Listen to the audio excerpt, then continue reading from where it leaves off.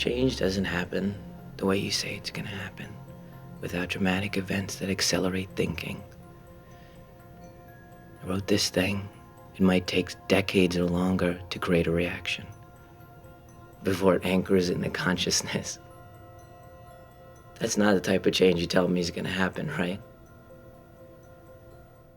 Everything has a very important landmark in my life, and because I'm not necessarily a director or writer for hire, these are very much from me, about me, and they do feel very, very personal. And so they're things being, released on my birthday, and I do move them in that way. I mean, a lot of my movies have been close to my birthday release. It feels something connected to me, like something being born or something like that.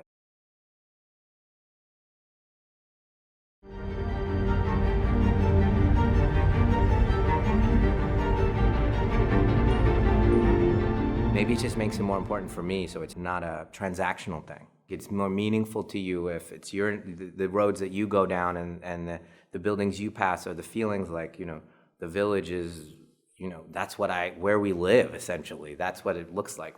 And so each thing has a kind of emotional importance, and it's a very personal thing that you're laying over a fictional story, things that are important to you, and it's sacred, if you didn't, and the audience can feel it. Oh, it's just, they're more real and sacred. This guy's isn't pretending that he lives in Pennsylvania. He does live in Pennsylvania.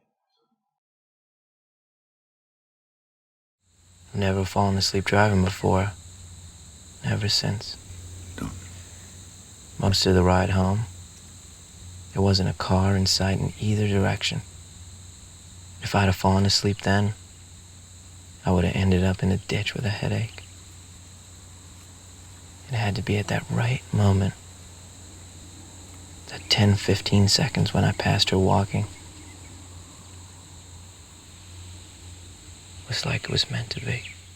It's interesting that you bring the kind of the little parts that I play in my movies up, because that has changed, and I felt myself change in them. Kind of this like what I just did in Remain, and I have a part in Remain, and I'm much more relaxed and there and open and receiving in a way that I don't think I could do when I was a kid.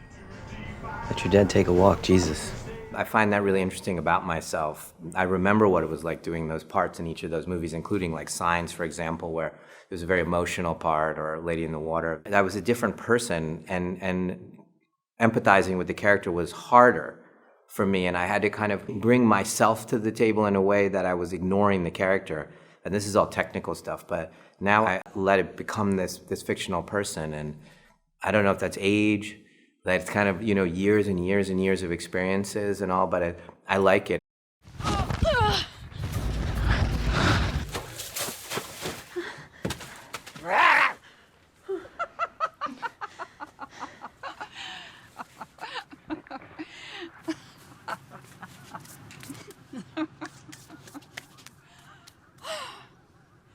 I'm making chicken pot pie.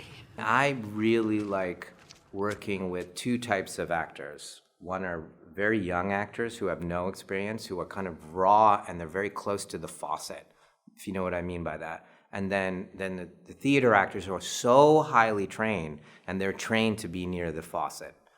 And so those are the two groups I really love, and I try to put them inside this very formalistic way I direct. I'm very formalistic, like these are the shots, this is how I'm doing it, and I have a very formal instinct, and then I try to put raw actors in front of it and say, now, ignore the frame, even though I've told you everything that I'm doing. So if you get angry and you upset and you start to stand up and you get off out of the frame, great. And I always tell the camera operator, don't pan.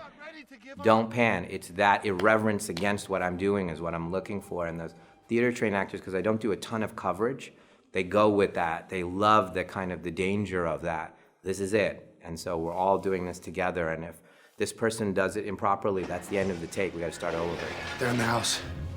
I wanted your mama to see you first. This is like a moment from a horror movie.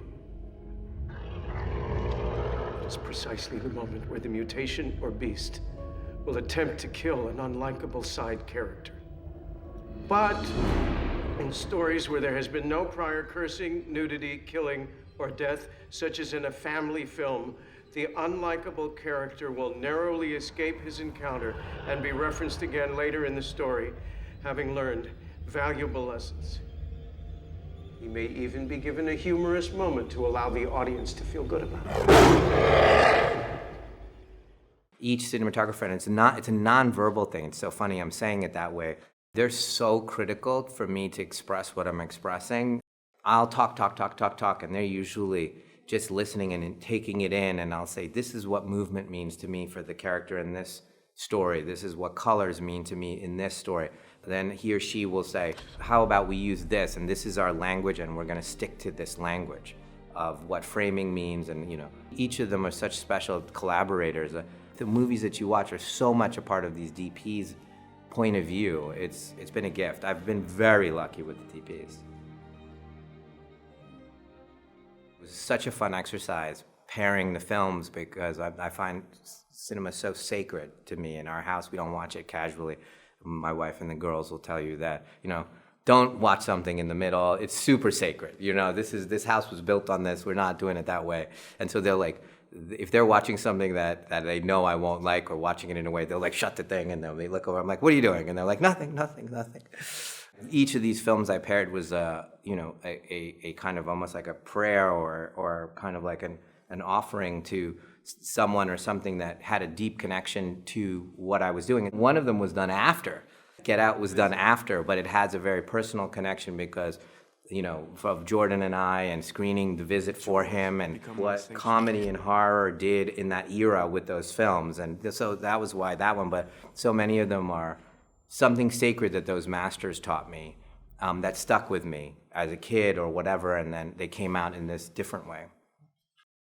I do like to reflect. It's gratefulness about it, and then when you see it all together, you look, and I think it's healthy to just look at it and be grateful. I do feel every movie, hey, this could be the last movie. There's no guarantee there's another movie. And I felt that every movie. And so to look and see, now I just finished movie 17, and I think you guys are showing 12 of them, 12 of the 16 that exist. It's amazing. And the different versions of, who I was at the time is, you're like looking at a photo album of yourself, but kind of from the inside of the things that I wanted to say and who I was at each of those moments.